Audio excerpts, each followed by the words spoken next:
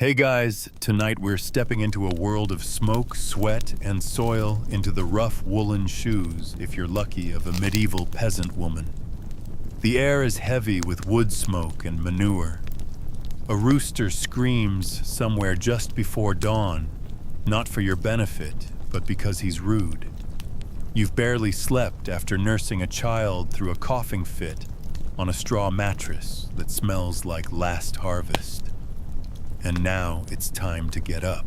You probably won't survive this, but she did. So before you get comfortable, take a moment to like the video and subscribe, but only if you genuinely enjoy what I do here. Tell me in the comments where you're watching from and what time it is over there. Now dim the lights, maybe turn on a fan for that soft background hum, and let's ease into tonight's journey together. You trudge across the cold earthen floor, shoulders already tense. The fire in the hearth has gone out again, of course it has. You fumble to relight it with a bit of straw, and yesterday's coals hands trembling from chill. There's no flint or fancy matches here, just luck and calluses. Outside, the first light of dawn barely glimmers through the wooden shutter. It's another day on the manor. Your little one-room cottage is part of the village huddled near the Lord's estate. You're classified as a villain, technically free, but tied to the land. You owe labor rent and your very existence to the local lord. Oh, and the church. Don't forget the church. They always collect. You glance at your hands, cracked, reddened, already swollen. Historians estimate the average medieval peasant woman worked roughly 14 to 16 hours a day, especially during harvest. That's the average.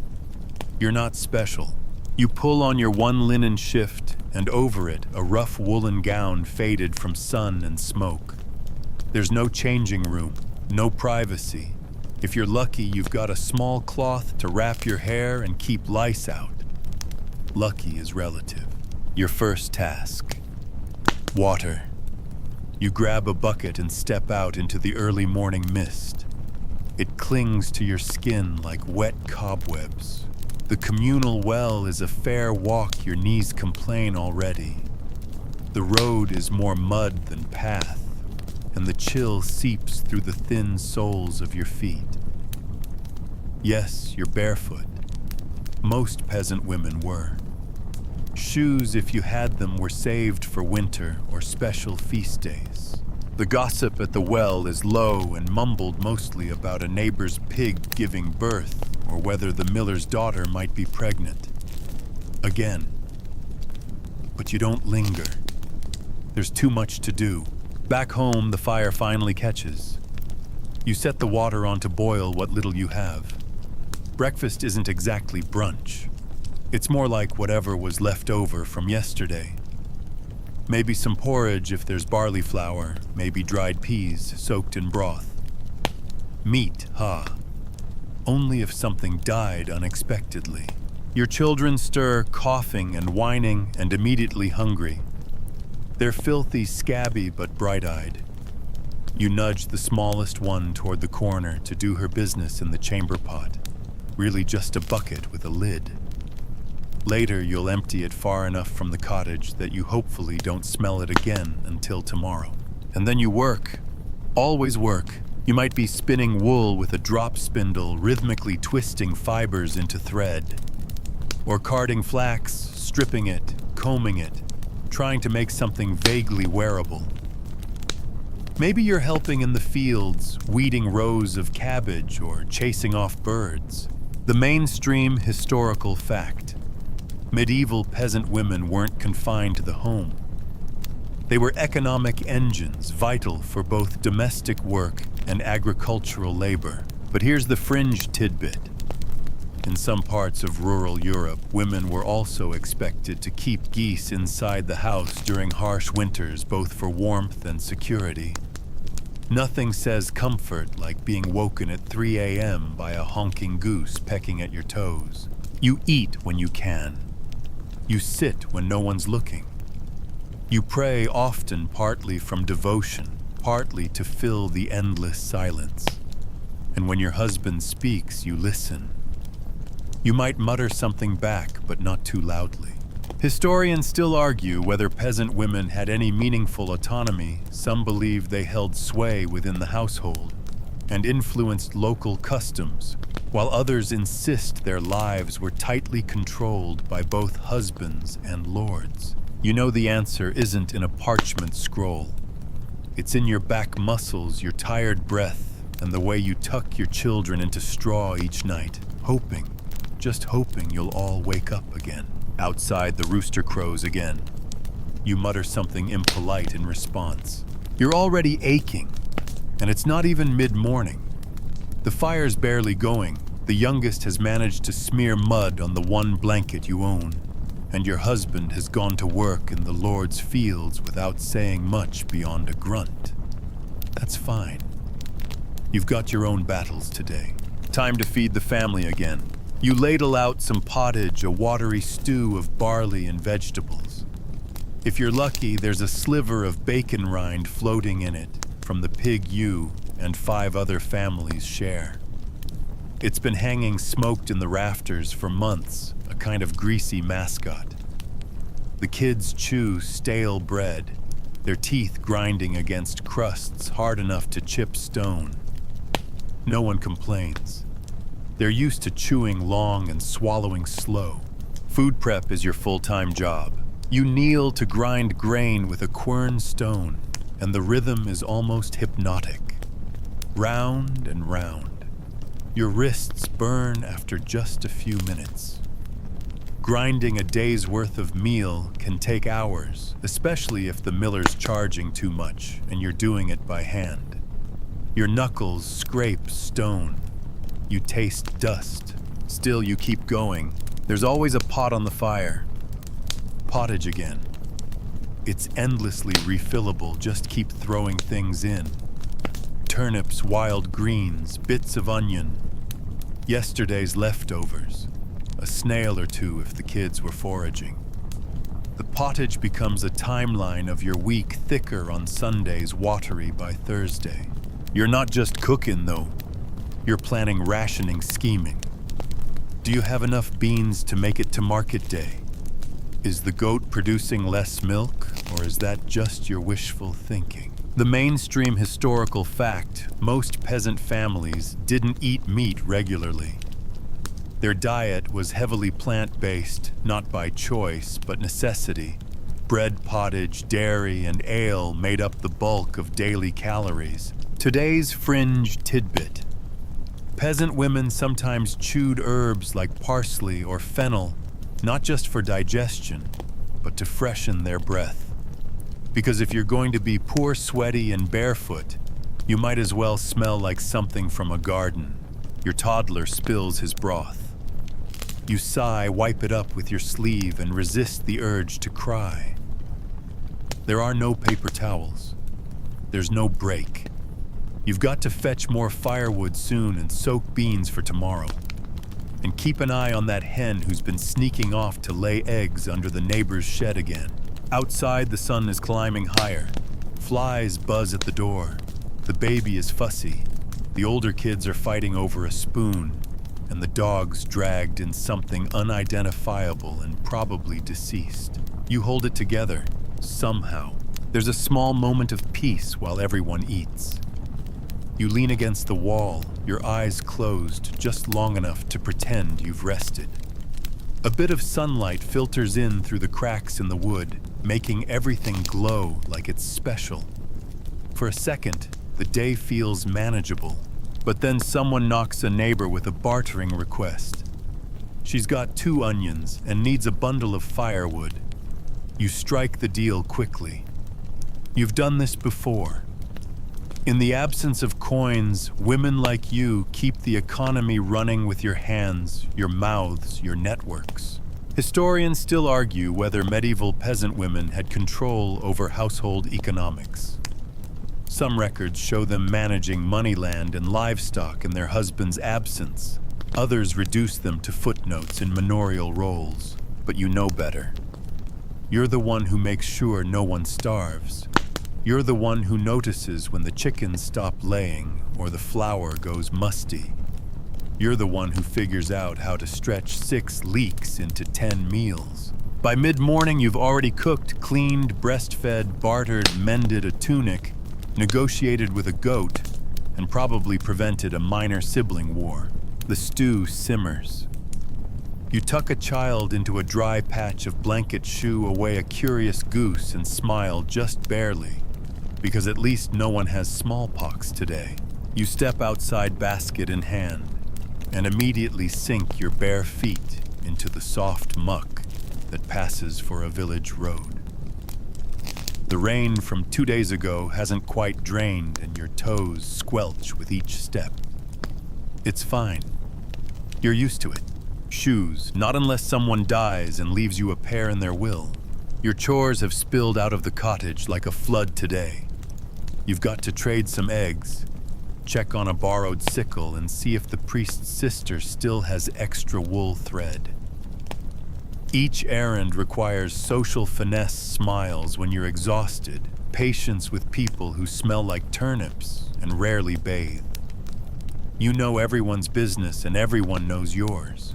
The village itself is a tight knot of thatch-roofed homes, animal pens, and gossip trails. You walk past a pen full of squealing pigs and a child covered in mud who waves at you like a knight from a story. You wave back. That's Sir Thomas, age 5, commander of the chickens. The church bells ring softly from a distance. It's a feast day technically, but your belly isn't full enough to celebrate. A woman your age passes balancing a bucket of slop on her head with the grace of a duchess. You both nod. No one speaks.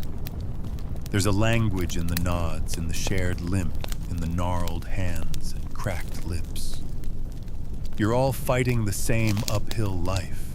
Mainstream historical fact.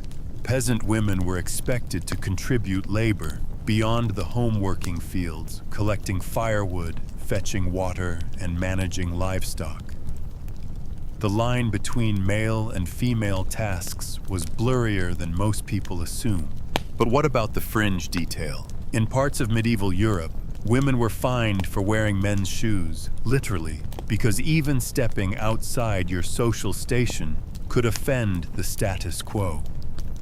Not that you could afford any shoes, male or otherwise. Today you're heading to the village green where barter happens and complaints bloom. You've got a few eggs to trade, carefully cradled in a basket lined with cloth that used to be part of your wedding tunic. You hope they're enough to get a little salt and maybe a ribbon for your daughter's hair. The road takes you past the manor house, the lord's estate high and smug behind a wooden fence. You avert your eyes, not out of fear exactly, but habit. The hierarchy is baked into your bones. Priest, lord, reeve, man, then you. Somewhere below the pigs, but above the rats if you're lucky. A reeve passes on horseback, his boots clean and his nose high. You bow your head just enough to avoid suspicion, but not enough to seem meek. Balance is everything. You finally reach the village trading post, just a stall, really manned by an old man who smells like cabbage and sawdust. You make your trade. 3 eggs for salt and thread. Not bad. You throw in a joke about his chickens being witches in disguise. He grins with a few teeth and chuckles. Victory. Now you've got to hurry back. The sky's dimming, and you don't want to be out too long. Wandering women attract attention, and not the good kind. Historians still argue whether peasant women had real legal protections. Technically, they could appeal to local courts. Realistically, if a man in power wronged you, the best defense was a strong community or a sharp tongue. Back home, you check the hearth, still warm. The baby stirs and cries, and your eldest hands you a stick with alarming speed. She was chewing on this, he explains, like a medieval detective. You sweep the floor, really just brushing dirt back into different patterns, and tuck the new salt into a jar made from old clay. The day's been long and you've barely stopped moving. You light a tallow candle. Its smell is equal parts comfort and dead sheep. Still, the glow softens the room. Your husband returns covered in field dust with a tiny cabbage like its treasure. You nod approvingly. You'll boil it with the beans tomorrow. The night creeps in, and with it the chill. You wrap a child in your old cloak and tuck another into a corner, careful not to let anyone sleep too close to the wall last time there were bugs. You sit for a moment, basket on your lap, and exhale. You made it through another day. Barefoot, bartering, and still standing. It's laundry day. Again. Not because there's a calendar reminding you, but because the smell in the cottage has crossed a line. You gather the family's clothes, really just a handful of linen shifts, a couple of cloaks, and some much-patched hose, and head out before the sun climbs too high. Best to get it done before the chickens start squawking and the kids go feral. You've got a wooden tub, a heavy paddle, and soap made from ashes and leftover animal fat. It doesn't exactly smell like lavender. You haul the clothes to the stream skirt, hitched up, arms already tired. The water is icy, of course, and your fingers go numb after the first rinse. That's fine. You didn't need circulation anyway.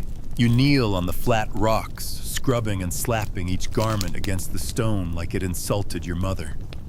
Washing clothes isn't just hard, it's violent. And forget about doing your own laundry in peace. There's always someone, another woman, a child, a stray dog hovering nearby needing something. Mainstream historical fact, most peasant women did laundry communally at rivers, wells, or troughs.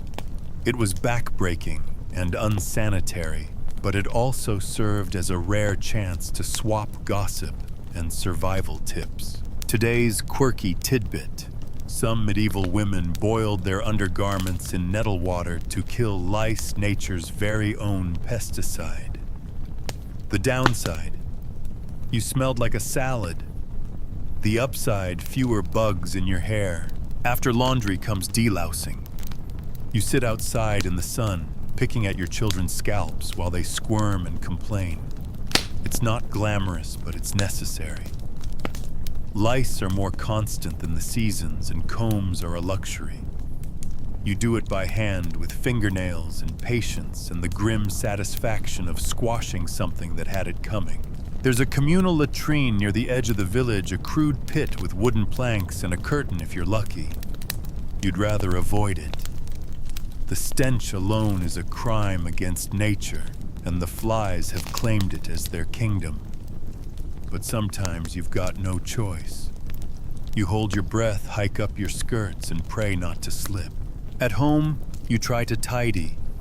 Sweep the floor again, shake out the bedding, more hay than blanket, and hang the damp clothes near the hearth.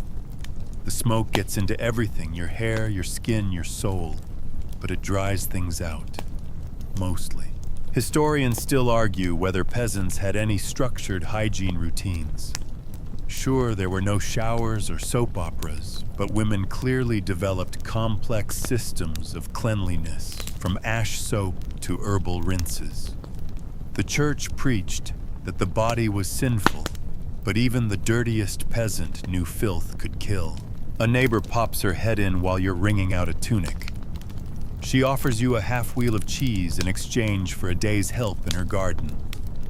You nod. Cheese is gold. You'd sell your last tooth for cheese. The baby's diaper, really just a scrap of linen tied on with hope, needs changing again. You clean her with damp moss powder, her with dried clay, and swaddle her up. She giggles, then immediately tries to eat her own foot. That's a win. Later, when the clothes are dry, you fold them and stack them near the fire. Your eldest child drags in a log for tomorrow. You thank him with a kiss on his head and a reminder to watch for snakes. Yes, snakes. They like the warmth of the firewood pile, and you've nearly grabbed one before. You think about bathing. Just briefly. A soak in the stream would be cold but refreshing. But you don't have time. Maybe next week or month. Honestly, you don't smell any worse than anyone else. And who are you trying to impress? The pig. There's a strange dignity in all of this. The scrubbing, the nitpicking, the stink. It's your way of fighting decay, of saying, "Not today, filth, not today." You know you'll have to do it all again tomorrow and the day after. But for now, the floor is swept, the shirts are clean-ish, and the baby isn't crying. You sit for a moment, feet tucked beneath you, watching the light shift through the smoky haze inside your one-room world. And you let yourself believe just for a few heartbeats that you're not drowning in dirt, you're surviving it. You don't get warning.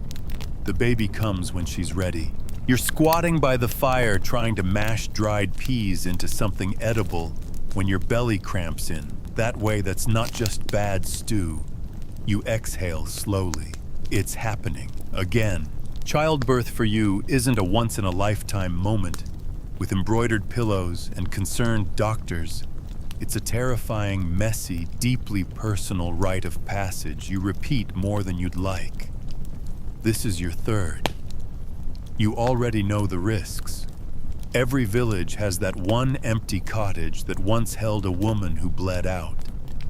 You pray silently that today you're not her. You call for the midwife, old Elspeth, who smells like garlic and judgment and has helped deliver half the village. She's seen things. She arrives with a bundle of rags, a wooden spoon, and a dried root she says wards off the evil wind. You don't argue. Mainstream historical fact. Midwives were central to medieval communities. Most were older women with no formal training, but deep experience. They delivered babies, treated infections, even helped with minor surgeries, always balancing healing with the risk of being accused of witchcraft. You squat on a woven mat near the hearth, knees, open hands gripping a rope suspended from the rafters. Elspeth barks commands like a military general, push, breathe, not yet, and smacks your thigh when you scream too loudly. You bite down on a stick to keep from breaking your own teeth. After hours or maybe centuries, the baby slips free, slippery, and silent. You hold your breath. Then a cry. A thin, raspy, beautiful sound. A girl. Another girl. You exhale again, this time with a strange cocktail of joy and fear. Girls are precious, but they come with warnings. Dowries, expectations, limited futures. Still, she's yours. She's warm and squirming in your arms, and she doesn't care that you're covered in sweat and soot and fear. Elspeth ties the cord with a bit of spun flax and rubs a clove of garlic on the stump to keep out demons. You nod, exhausted. She swaddles the baby in a strip of linen that used to be part of your wedding veil. Full circle. You drink water with herbs nettle maybe, or raspberry leaf. You can't really taste anything. Everything aches. Your body feels like a door kicked off its hinges, but you're alive, and so is she. Today's fringe fact. In some medieval regions, women buried the afterbirth in the floor of the house for fertility blessings or protection from evil spirits. Others burned it or fed parts to the pigs. Elspeth doesn't say what she does with it. You're too tired to ask. Later, when the room is quiet and the baby's dozing on your chest, your other children sneak in. Their eyes go wide. A sister. They touch her head gently, as if she's made of clouds. You smile just a little. Your husband arrives late, smelling like hay and horses. He kneels beside you and nods. He says nothing. That's fine. You've learned not to expect poetry, just warmth just presence. He holds the baby awkwardly. She hiccups and he grins like a fool. You see it then, the soft thing inside him that's rarely shown. A father's awe. Historians still argue whether medieval peasant women had meaningful maternal agency. Some say they were little more than breeding machines for labor. Others argue that within the domestic space they held immense social and emotional power. You know this, you risked your life to bring this baby here. You chose to keep her warm, fed alive. That's not breeding, that's defiance. As night falls, you cradle your daughter in the softest cloth you own. The fire crackles gently. The room smells like new life and old sweat. Elspeth snores softly in the corner, having insisted on staying the night just in case. You close your eyes, just for a moment. Outside, the moon is rising. Inside, your world is brand new. You're up again before the sun, stiff and sore body still echoing with the memory of birth. No one gives you a week off.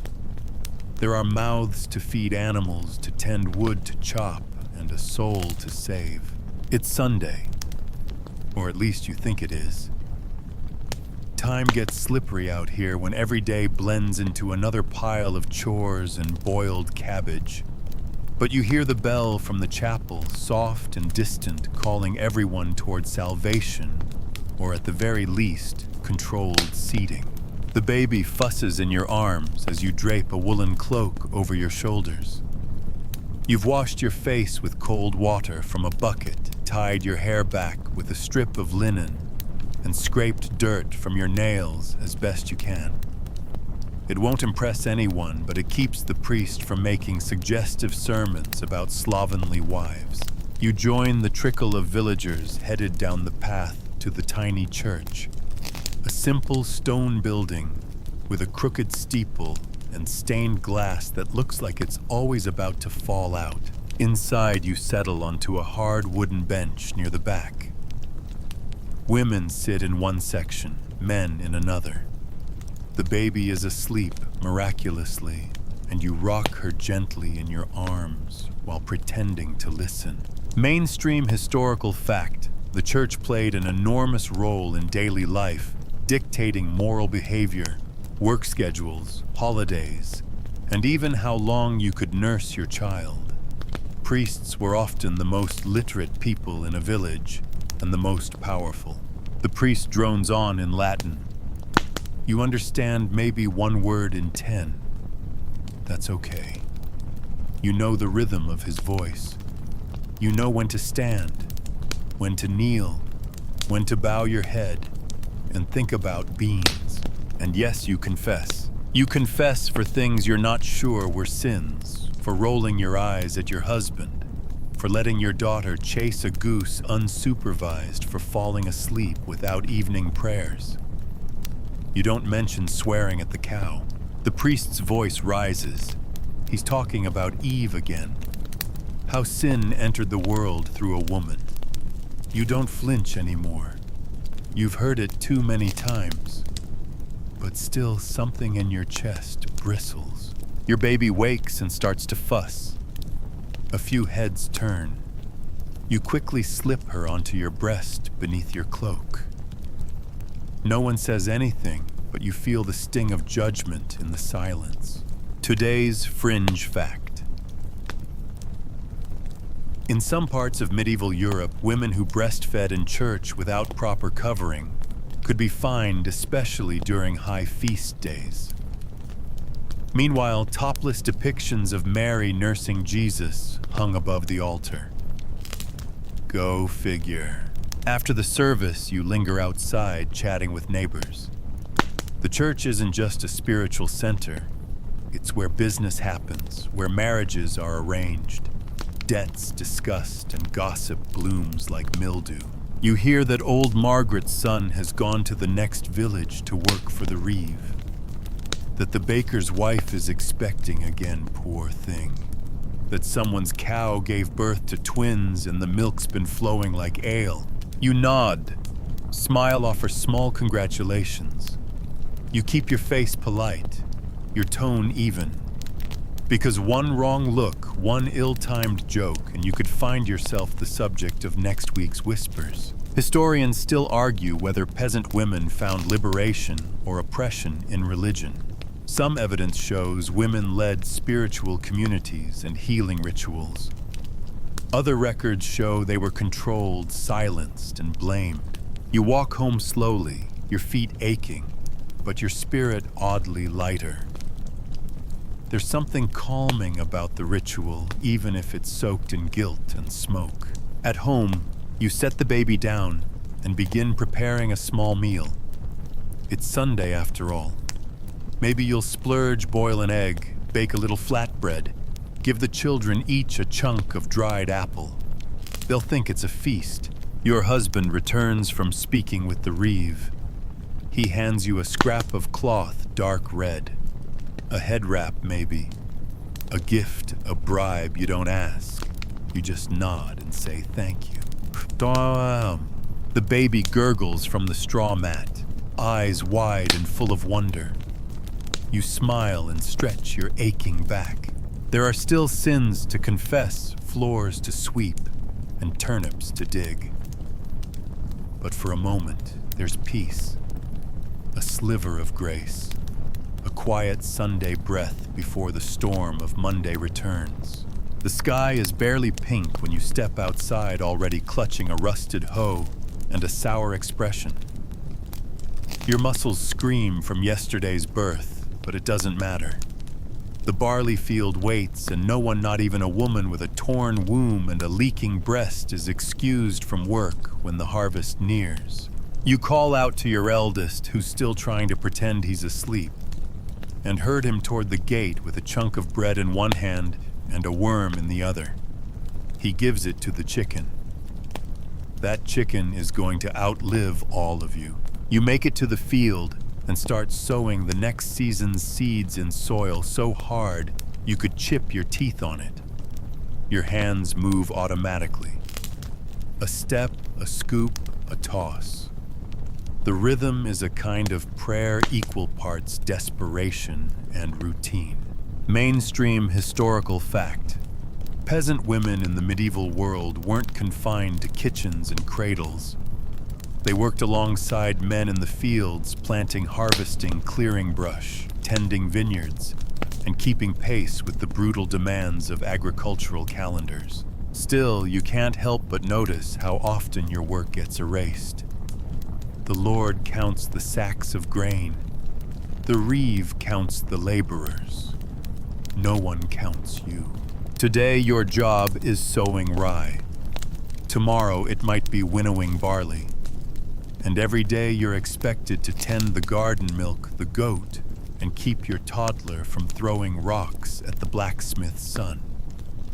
Again, you pause to stretch your back, and a sharp pain shoots up your spine. Lovely. You pop your shoulder spit in your palm and keep going. Beside you, a neighbor, Martha, mutters under her breath about the reeve's new taxes on field yields. You nod, but carefully. You've known people to disappear after too much muttering. Today's quirky tidbit.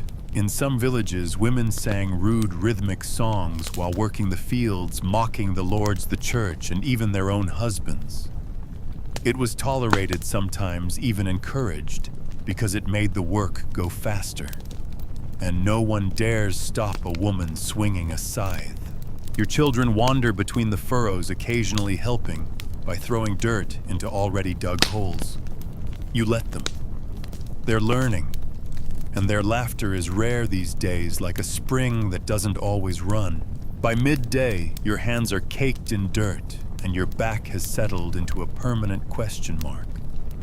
You wipe your brow with the sleeve of your gown and take a sip of water from a goatskin pouch. Warm but wet. That's all you ask for. Then comes the shouting. A commotion at the edge of the field. A pig has gotten loose and is charging through the sprouting onions like it owns the place. You sprint after it, yelling threats you'd never say near the church. The pig evades you, of course, with the smug arrogance of a beast who knows it's smarter than half the village. Eventually, your son tackles it. The pig squeals. You haul it back by the tail while the other women clap sarcastically. You laugh, truly laugh for the first time all week. It feels good, dangerous, human. Historians still argue whether medieval peasant families were harmonious or constantly on the brink of mutiny. Some records describe strong family ties and cooperative labor. Others suggest an undercurrent of resentment, especially between women and their overburdened roles. Back home, you set the pig in its pen and collapse onto a bench made from a cracked door frame. Your husband appears in the doorway with a question about sickles. You wave vaguely in the direction of the shed. He disappears. That's enough conversation for today. Later around the hearth, you retell the pig chase for the kids, adding dramatic flair and sound effects. They howl with laughter. Even your husband cracks a grin. For a few minutes, you're not just surviving, you're entertaining. The baby stirs. You nurse her while shelling beans for tomorrow. The fire pops. The cat snores. Someone coughs. You look around at the chaos you manage somehow with two hands and a will like iron. And you think they might forget your name in the records. But this daily choreography of grit and care is history too. You sit at the edge of your bed, really just a low straw pallet, and stare at the small wooden chest in the corner. It's not locked. It doesn't need to be. Everything that matters in your life fits inside a carved comb. A few scraps of ribbon, the last letter from your mother she couldn't write, but someone else did it for her, and a bit of silver thread you've never dared to use. You think about that thread often. It was part of your dowry. Dowries aren't romantic here. They're not velvet bags of coin or chests of pearls. Yours included a goat with a limp, a patched cloak, and the promise you could make bread without burning it. And that silver thread which your mother said could mend any tear cloth or marriage. You've never used it. Not even when your gown ripped in childbirth. You're saving it for what you're not sure. Your husband owns everything you do, technically, legally, entirely. The cottage, the tools, even your half of the chicken coop. If he dies first, you might get to keep some of it, but only if the Lord is feeling generous. Mainstream historical fact in most parts of medieval Europe, women had almost no property rights after marriage. Their dowries transferred directly into their husband's control, and they needed permission or widowhood to claim anything as their own. And yet you've carved a kingdom out of these walls. You decide what the children eat, when the garden's sown, how the firewood is rationed. The legal ownership may not be yours, but the rhythm of the home beats in time with your heartbeat. This morning you're patching a torn cloak. Not your husband's, yours. The same wool you've mended 3 times already. Your needle is bent. The thread is nearly gone. You hold the cloth up to the light, squinting at your own stitches. You wish you were better at it. Then again, it's hard to stitch straight when you're breastfeeding with one arm and fending off a goose with your foot. The baby babbles in the corner. She's found a pebble and is trying to eat it. You gently scoop it from her mouth and hand her a wooden spoon instead. She looks betrayed. You tidy the chest, fold the cloth, hide the silver thread again. Maybe someday you'll use it. Outside, a commotion stirs. Your neighbor, Widow Anne, is arguing with the reeve. Apparently, she's refusing to give up her late husband's ox. She says it was hers before marriage. The reeve disagrees, loudly. You watch from the doorway, holding the baby, lips tight. Anne may lose everything, and you know that could be you. Historians still argue whether women like Anne had any real legal recourse. In some manners, widows had limited protection under custom law. In others, they were stripped of everything unless they remarried quickly. You know which type your village leans toward. Later, your husband returns with news. The Lord is demanding extra days of labor this month in exchange for keeping your plot of land. You nod. There's no point arguing, but later when he's asleep, you take that silver thread out again and run it through your fingers just once. You remember your mother's voice. It's not for beauty. It's for binding. You're still not sure what she meant, but you tuck it away again, close the chest, and move on. That evening, you sit with the children near the hearth. You tell them stories, not fairy tales, but practical ones. How to spot bad mushrooms. How to chase off a hawk from the henhouse. How to hide money in the hem of a tunic. They listen wide-eyed. You smile. You might not own your house, or your goat, or even your cloak in the eyes of the law. But your children, their future, that's yours to shape. And no one, not the reeve, not the lord, not the men with clean hands, gets to take that away from you. The first frost comes like a thief in the night. One day you're gathering the last of the beans. The next you wake to a layer of ice on the water bucket, and a chill that creeps straight through the gaps in your wool cloak. Winter is coming, and you feel it in your teeth, your bones, your breath. You start making preparations, though. Calling it that sounds too fancy. You don't prepare so much as scramble. Everything becomes about fuel, food, warmth, light. You count your turnips like coins. You stretch the last of the barley flour with acorn meal. You dry nettles even though they make your hands sting. Mainstream historical fact. Winter was the true test for medieval peasants. Food stores often ran low by February, what was grimly known as the famine month. Even well-managed households suffered. For poorer families, survival sometimes meant boiling grass bark or slaughtering the last breeding pig. You pray it doesn't come to that. Your husband reinforces the thatch with straw from the commons. You patch up the cottage walls with mud and horsehair. Every crack lets in wind like a curse. The children complain that their toes go numb in the morning. You pretend not to notice your own fingers cracking with cold. The fire becomes your altar. You hover near it, feeding it with care. Not just wood, there's not much of that, but dried peat, twisted reeds, even dung. The smell is awful. The heat is worth it. You sleep in a pile now. All of you. The baby tucked under your arm. The others huddled at your back, your front, wherever body heat can be stolen. You wrap yourselves in everything you own, cloaks, old sacks, even the good tablecloth. There's no room for modesty when your breath fogs indoors. Fringe fact. Some households kept chickens or pigs inside during the worst cold. Not just for warmth, but to prevent theft. You've thought about doing the same, but one of your children is terrified of the rooster. Frankly, so are you. One night, your husband doesn't return before dark. He was supposed to bring more salt pork from his brothers. You stare out into the white, dark heart, thudding. What if he's fallen through the ice? What if the wolves... But he returns eventually grumpy and shivering with less meat than promised. Apparently, his brother's wife is expecting again. She's hoarding.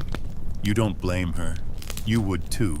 Historians still argue whether medieval peasant women bore the full brunt of winter hardship, or whether the communal nature of village life helped ease the burden.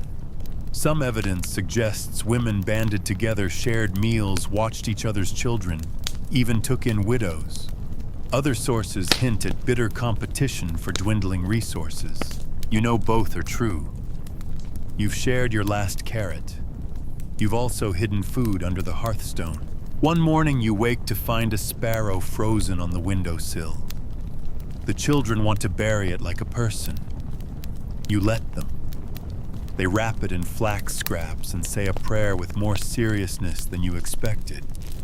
It's oddly beautiful. Later that day, you find your son gnawing a candle.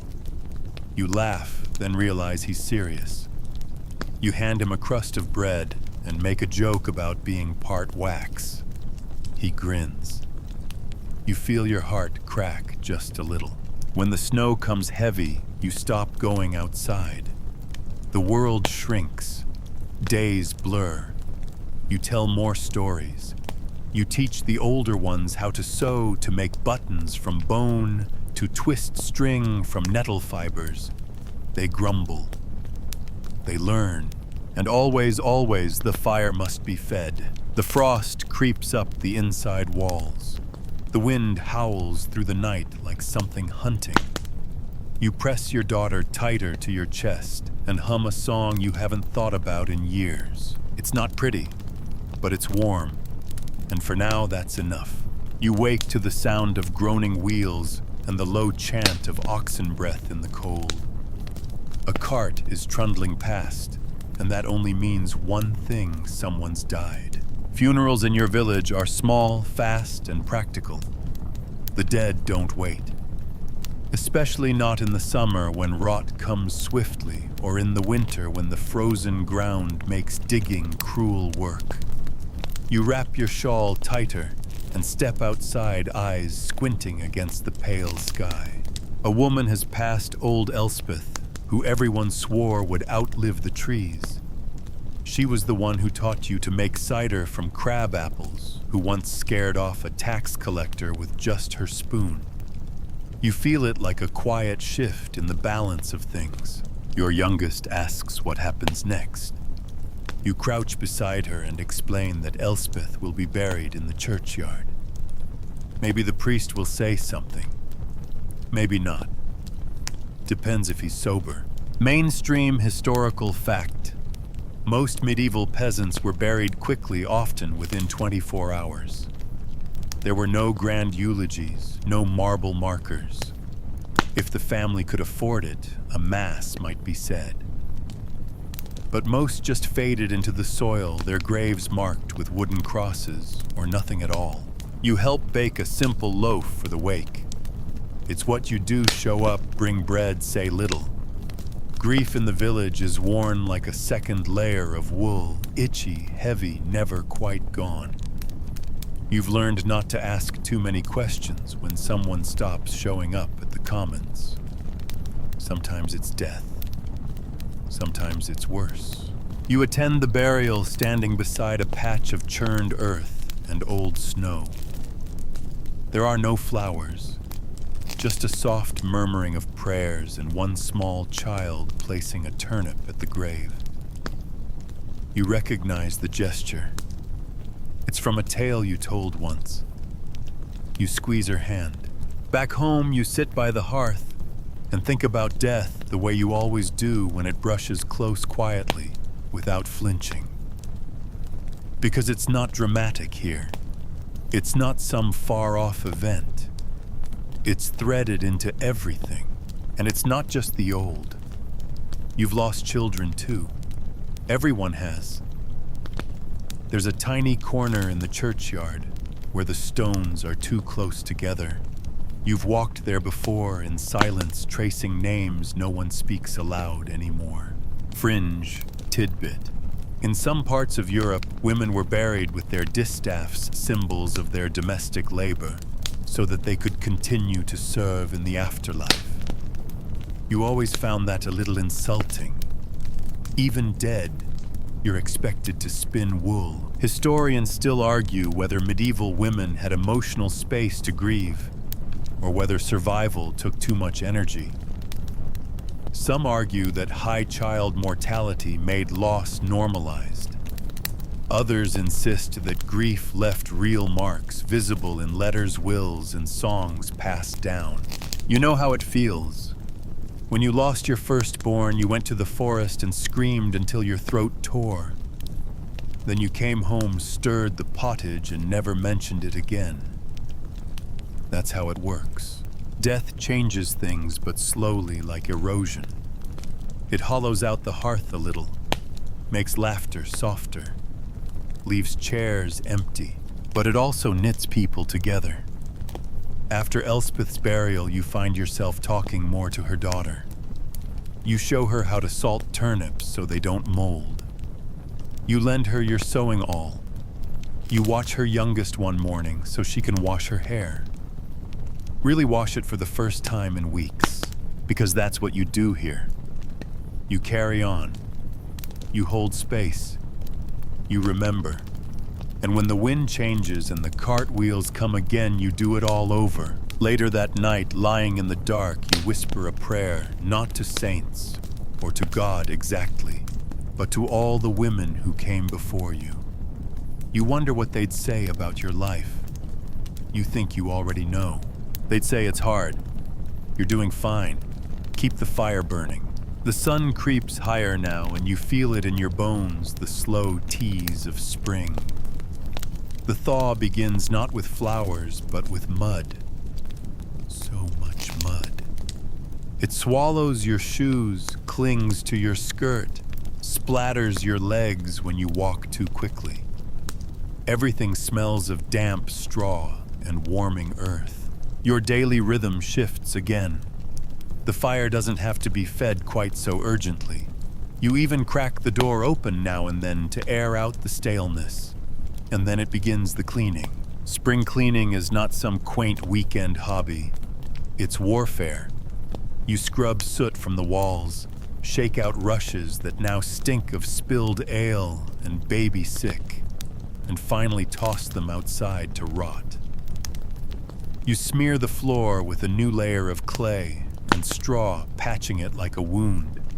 You chase spiders and mice out of corners with a broom that's more stick than bristle. Mainstream historical fact, medieval homes, especially peasant cottages, were usually recoated with a fresh layer of daub each spring. The floor might be swept clean and then smeared again with a slurry of mud and manure to help insulate and seal gaps. You don't mind the work? Not really. It gives your hands something to do and your head a bit of peace. There's something hopeful in the scrubbing, in beating the dust from old blankets, and watching the sun finally return through the smoke hole in your roof. But let's be real, most of your cleaning is just trying to make filth feel tolerable. One afternoon, your neighbor drops by with a gift, a bundle of sweet-smelling herbs. You scatter them on the floor, sage, thyme, lavender if you're lucky. Not just for the scent, though, that's part of it, but to deter bugs and rats and whatever else thinks your house is home. Fringe tidbit. Some women used to sweep the thresholds of their homes backward while chanting protective charms to keep out evil spirits. You've done it yourself quietly when no one's watching, just in case. The children help, sort of. They turn cleaning into a game until someone spills the bucket or pokes a stick in the ashes. You let them play. You remember doing the same when you were small, trying to draw pictures in the soot with a finger while your mother shouted in the background. Clothing gets attention too. You dunk garments in lye-soaked water and beat them clean with wooden paddles. Clean being a relative term, of course. The soap stings your skin and ruins the softness of your hands, but there's something deeply satisfying about seeing a line of damp linen flapping in the breeze again. And then there's the vermin.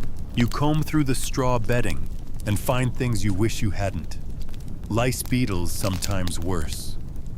You boil whatever you can, air out what you can't. You clip the children's hair shorter. You feel less guilty about the hens you plucked for feathers in the winter. Historians still argue whether medieval people were filthy by modern standards or simply working with what they had. Archaeological findings show surprisingly meticulous grooming tools, combs, tweezers, nail picks. But letters and laws are full of complaints about stink lice and general foulness. You know the truth lies somewhere in the middle. You try to stay clean, but your life is mud, smoke, blood, dung, and sweat. It seeps in through the cracks into your clothes, your skin, your lungs. You scrub and sweep and say prayers, but in the end, the dirt always returns. Still, the air smells sweeter now. You notice flowers poking up along the path, and your neighbor's goat gives birth in the field. The children squeal at the sight of a butterfly. Your husband brings in fresh willow branches to weave into a new fence. You feel it not joy, not exactly, but a softening. The land is waking, and so are you. That night, as you wrap yourself in a not quite clean blanket and listen to the frogs start singing outside you, let yourself imagine something gentle, a spring with no bad surprises, no new taxes, no sudden illnesses. Just planting warmth, maybe a good harvest. You know better than to hope too much. But still, you breathe in the scent of sage and soil and let yourself dream. By now, the season's warmth is no longer a promise. It's here fully bloomed, and so are your chores. You find yourself moving faster, waking with the birds, hands constantly busy. But today, we're talking about what you're wearing while you do all this. Or rather, what you're enduring. Let's start at your feet. If you're lucky, you've got wooden clogs maybe with leather straps. More likely, you're barefoot, your soles tough as bark, from years of trudging through fields, pig pens, and streams. You've stubbed your toes on rocks so many times, they just don't complain anymore. Above that, a long, scratchy woolen kirtle, your only real dress. It reaches your ankles and weighs nearly as much as your toddler when it rains. Underneath a linen shift that's supposed to keep your skin from itching too badly. It doesn't. And unless you're mending it, you're wearing it. Every day. For weeks, maybe months. It gets washed when the moon turns and the laundry pile becomes a health hazard. Mainstream historical fact, most medieval peasant women owned one or two full outfits, and these were layered garments made from wool and linen. Clothing was costly handmade and expected to last years. That romantic idea of flowy dresses and embroidery. That's for nobility, or maybe Sunday Mass if you borrow your cousin's nicer overdress. Your daily wardrobe is functional, not flattering. No zippers or elastic here, just belts, pins, laces, and hope. And the chafing. Don't even get started. You've wrapped linen around your thighs before just to stop the burn. And yes, you still get splinters from the wool's loose weave. Then there's the head covering. Always a head covering. Whether it's a coif, a kerchief, or a roughly folded rag, you're not supposed to show your hair once you're married. It's a matter of modesty and of status. Loose hair is for girls, or well, those women who linger too long by the tavern door. But here's a fringe tidbit. In some regions, married women would braid their hair with ribbons that contained herbs or small religious tokens, tucking them beneath their veils. A secret bit of personal flair hidden right above the eyebrows. You've done that once or twice. Lavender if you can find it. Your clothes aren't just cloth, they're a code. The length of your sleeves, the color of your apron, even how your belt is tied, tells the village who you are, who you belong to, what kind of work you do. Wear something too fine and people talk. Wear something too tattered and they still talk. You've learned to live somewhere in between. Historians still argue whether peasant fashion was purely utilitarian or if there were subtle layers of self-expression even among the poor. Archaeological textile finds show surprisingly colorful dyes, madder red woad blue, even among rural communities. But let's not romanticize it. Those colors came at a price, and often they faded fast. That mustard yellow overdress you were once proud of. It's mostly dirt brown now. but still it makes you stand taller on feast days when the village gathers and you get a rare compliment. You know that nothing fits quite right. Clothes are passed down, patched, and refitted over and over. You've stitched under candlelight until your fingers bled, turning your husband's torn hose into a child's undershirt, or your mother's ragged shift into a bonnet. And you've learned the secret language of thread black for strength, white for peace, red for protection. You sew not just for warmth, but for magic memory and hope. There are days when your back aches, your skin burns from wool friction, and you look at that noble woman riding past in her blue silk gown, and you feel something sharp in your chest. Envy, maybe. Or just curiosity about what it would be like to wear something light, something soft, something made just for you. But your clothes tell your story stitched and stretched through hardship, stubbornness, and survival. Every patch is proof that you kept going. Every stain a moment lived. Tonight, when you peel that dress off and feel the air on your skin for the first time all day, you won't care about fashion or fraying seams. You'll lie back on your straw mattress, still in your sweat-damp shift, and just be grateful for one small, ordinary mercy, a breeze through the window, and nothing biting your ankles. You wake up colder than usual. The wind's found its way through the shutters, and the thin wool blanket you share with two other bodies isn't helping much. Welcome to winter. Again, this is the season that tests you most. Not with disease, not with childbirth, not even with the constant aching work, but with hunger. Long, gnawing, bitter hunger. You drag yourself up and light the hearth if the embers are still warm. If not, you strike flint and steel, coaxing flame from damp kindling with the last bit of dry straw you've hoarded. Breakfast is, well, a lie you tell your stomach. A few cold turnips, maybe dried peas boiled into mush. It's barely food, but it has to do. Mainstream historical fact. Medieval peasants relied heavily on what they preserved from the harvest.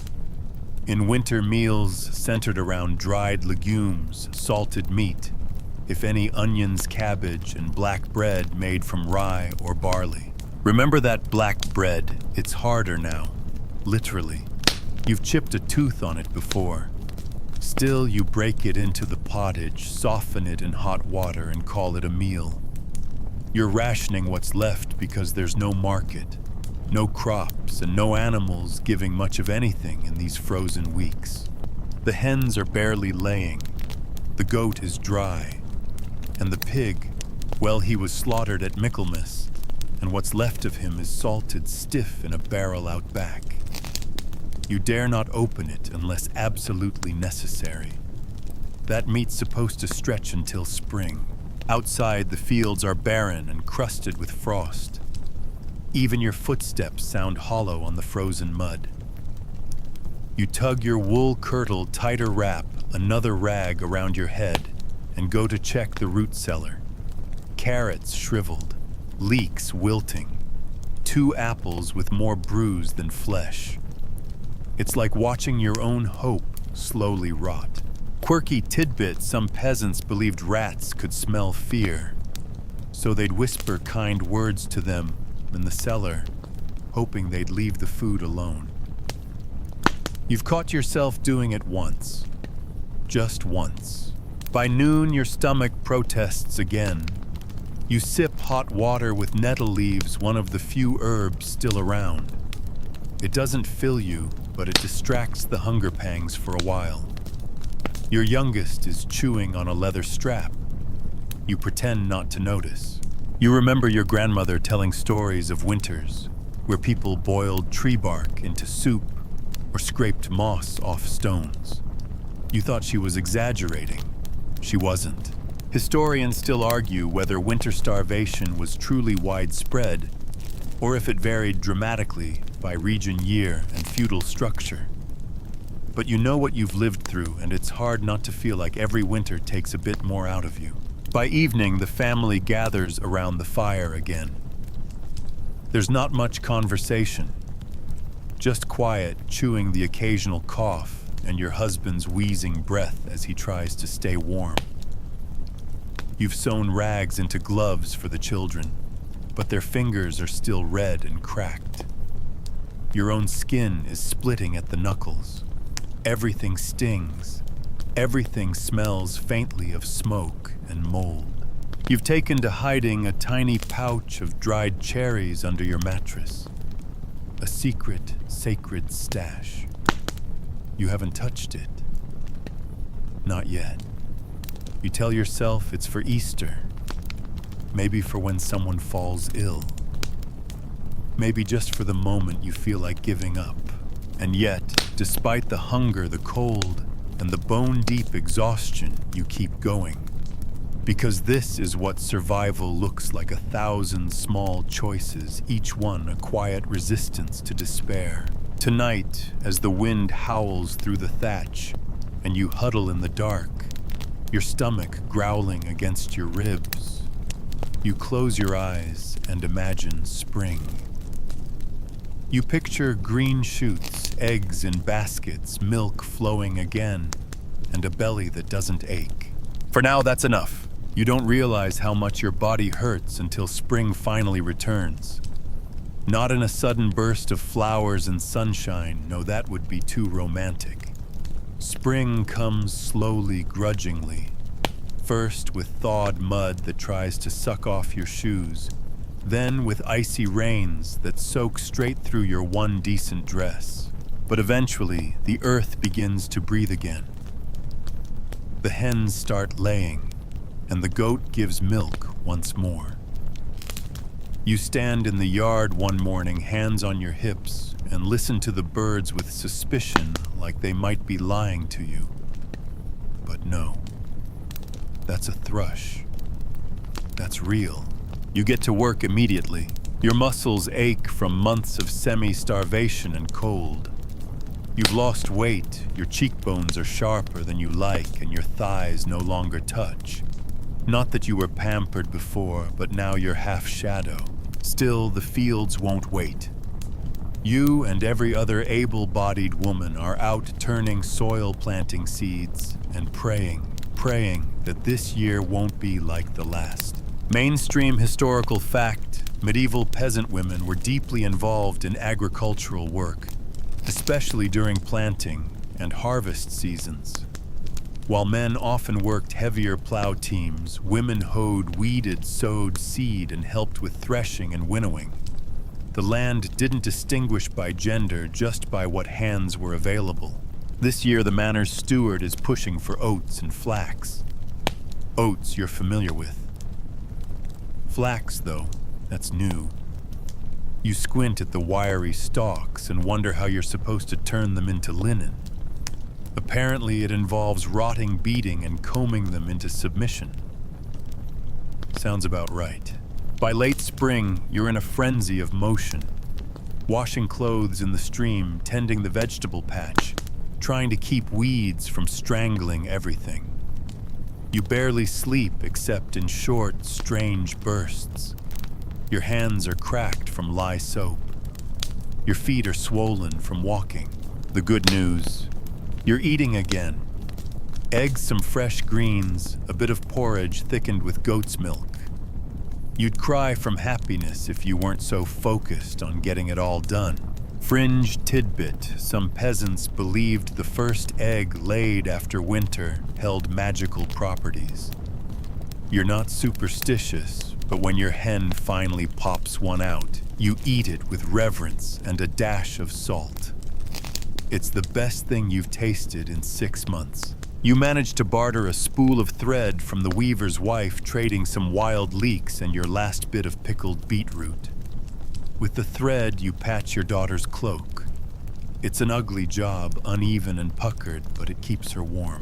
Historians still argue whether medieval women found meaning in this seasonal rhythm or merely endured it.